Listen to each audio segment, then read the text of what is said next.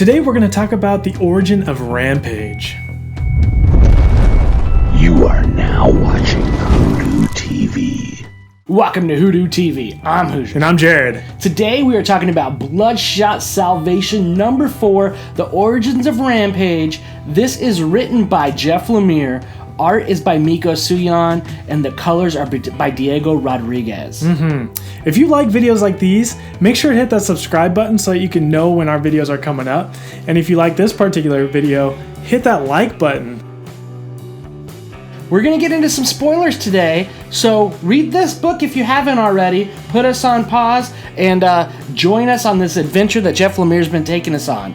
Like we said, this is going to be the origins of Rampage, but we also get a little bit more origins of the Scarred Man with this too, which was really cool. That's right. This book takes place a little bit ago is kind of what it says.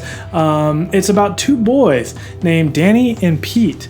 And they're out playing, having a good time, and Danny ends up ripping his pants. Right. I mean, this is set in an old farm. You'll notice that it was very similar to the farm in number 1 that we got to see Scarred Man at. And I got that vibe that Danny seemed a little slow. Right? He was the younger brother, but huge. Right. I mean, he was asking some questions that he didn't quite understand what was going on. You know, they were playing in the hay and they were like, can we dig deeper? Can we make a bigger fort? Can we do all that stuff? And Pete was like, man, that sounds like it would be awesome, but there's not a lot of room. It's got the dirt down below. Yeah. You know, just kind of, you could tell that they loved each other too. Right. It was really cool. And then, like you said, he tore his pants and they go inside of the house after doing their daily work. And the dad sees it. And the dad is a bona fide jerk. Yes, I mean, he sees it and flips, and is pretty much the whole thing of like, I ain't made of money, and you keep, you know, tearing your pants and out there playing and not doing a lot of work. And he says, Danny, you're the big one, but you don't do anything. And then there's some abuse, right? Pete, who later becomes Scarred Man, gets slapped in the face.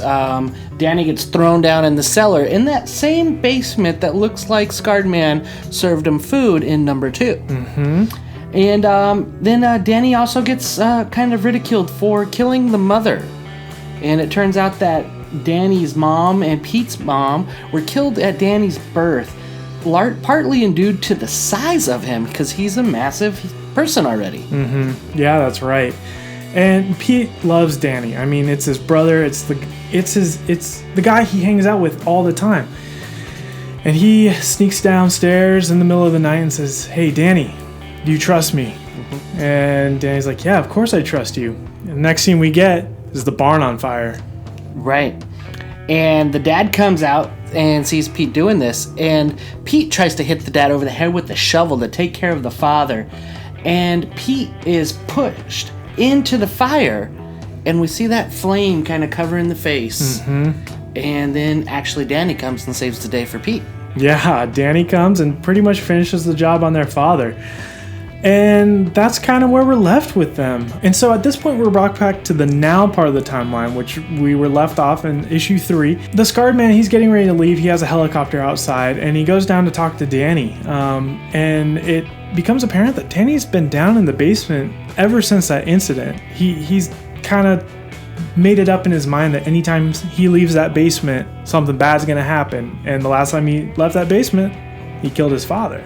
Right, and that's when Pete had his face burnt up. And at that point in this, Pete actually puts a tranquilizer into Danny, and they take him into the helicopter, and it's apparent that he's probably going to be getting some nanites. Yeah. Scarred Man is handed a notebook, or a manila folder, and on the front it says Project Rampage. And then Pete basically states at that point, we're going to have to do something about the name of this project because Danny is a gentle soul. What did you think? I thought it was really good. I mean, we were left at the end of issue 3 with kind of a cliffhanger. You know, Ray has lost. The nanites have been turned off for him. He's getting jumped by all these hillbillies. Who knows what's going to happen? But we get to learn more about this guy who just popped up out of nowhere and has been making life hell for Magic and Jesse, you know, in the future. So it was really fascinating. I thought we got to see a little bit more of the Scarred Man too, because he's been kind of played out to be this, I don't know, this crazy deranged man who's got this mission to almost take over the world, but you see a softer side of him in this. Right. It does remind me a lot of the story of Mice and Men. And it does seem like Scarred Man has taken that role of George, and Lenny is Danny. And it just kind of correlates together. And it just makes you wonder if that's going to be part of the base of that story between those two. Who knows where that will head.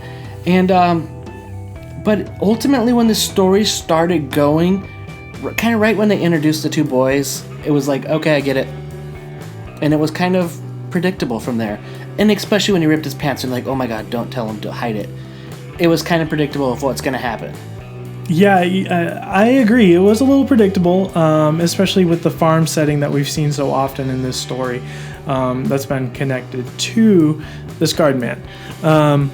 But I think it was still really good in the way of just like creating that story and getting us to this point. I guess for me, it didn't need to have that, shocking revelation of like, oh wow, this was the Scarred Man the whole time. So, I could sit back and kind of see a little bit more into who, the Scarred Man was, who Pete is on the inside. Right, I did enjoy that. And I do think it was, predictable, yes, but still good. There has been a common setting of the barn, like you said, but also where Punk Mambo and Magic meet as well is in a barn as well. So it's kind of interesting that barn play out that has been coming out, that we're seeing that kind of setting a couple times throughout this book already.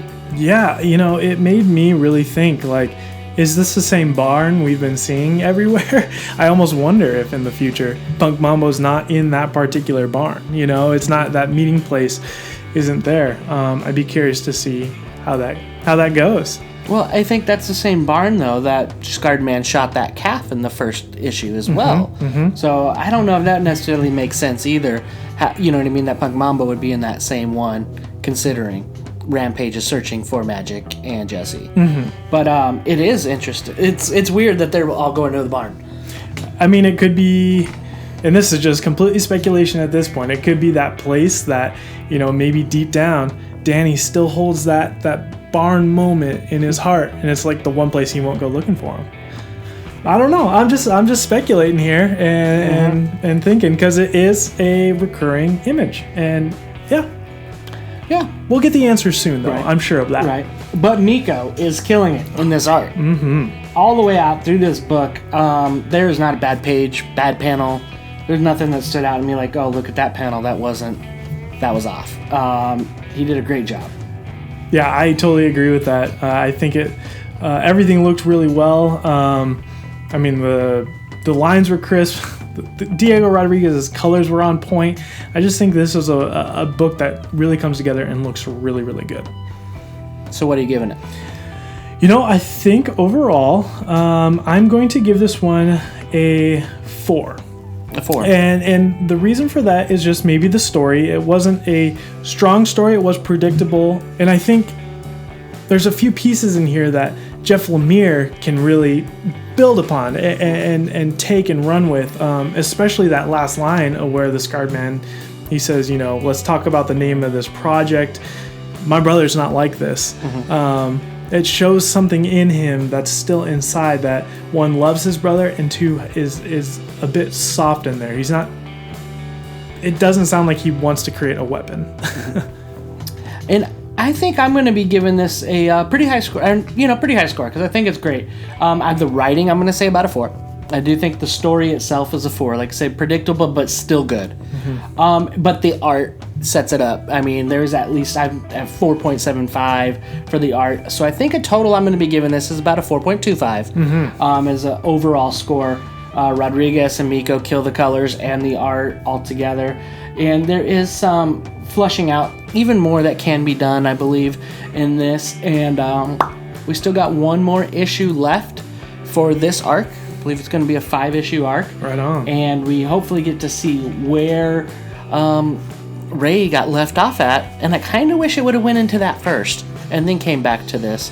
But who knows what's up and around the corner in the next issue. And this makes a little bit more sense to put it out in this way. So I've been loving this series, Bloodshot Salvation. Luis LaRosa, Mico Suayan, Brian Reber, Diego Rodriguez, and of course Jeff Lemire. It's an all-star cast, and they're rocking it. Yeah, and I want to apologize. Diego Rodriguez did some great colors on the last issue that we overlooked, saying that it was all Brian, but Diego Rodriguez, great job. Good stuff, good stuff. Hey, if you like this video, be sure to hit the like button below. There's also that subscribe button down there too. Make sure you punch that. We'd appreciate it. Follow us at Twitter at WhoDooTV, also on Facebook. Yeah, and we'd like to thank our friends over at OutrightGeekery.com. Be sure to check them out. They got all sorts of nerdy stuff on there. Links down in the description. Thank you for watching WhoDooTV. We appreciate you guys.